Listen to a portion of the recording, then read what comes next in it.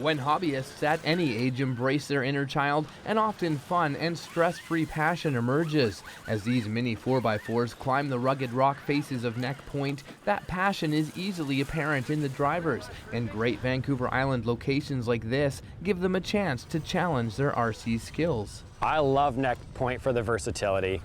You can use anything from, like you can see scaled rigs that are very small, that are looking like your vehicles at home, to ones that are looking like competition rock crawlers. And Neck Point is going to offer you a challenge for anything that you have, whether it be a race car for the dirt, to a rock crawler, to a scaled rig. You can come out here and challenge or not challenge your rig. So as you can see, some people like to challenge them.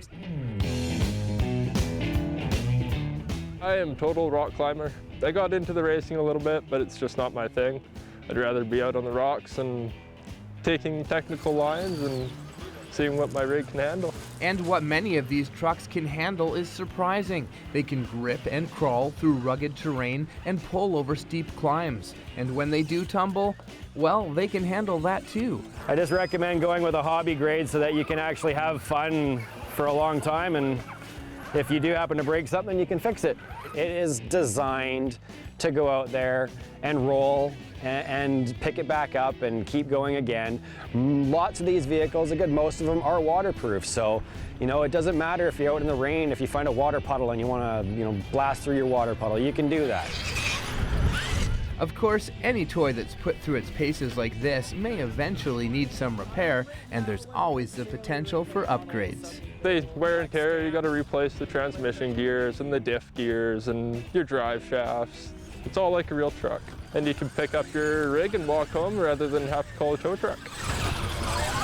I wanted a new hobby that got me, active, and with my CP, which is cerebral palsy, I find some of the activities are harder to do than some others. I don't have full use of my left hand, so what I do is I set it up on the right joystick so that I can do the throttle and the steering with one hand, and I just adapted. For Basil and many RC enthusiasts, a part of the fun is adding realism to their vehicles.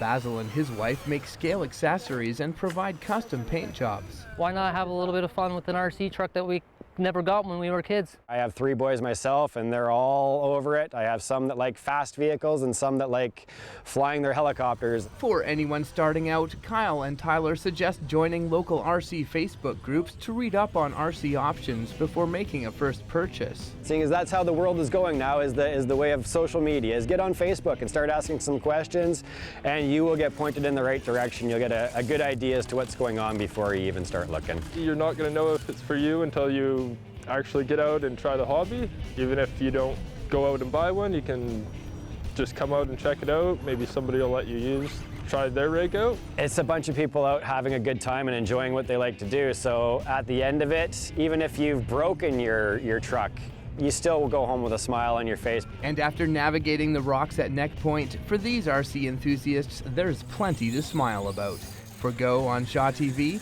I'm Derek Johnstone.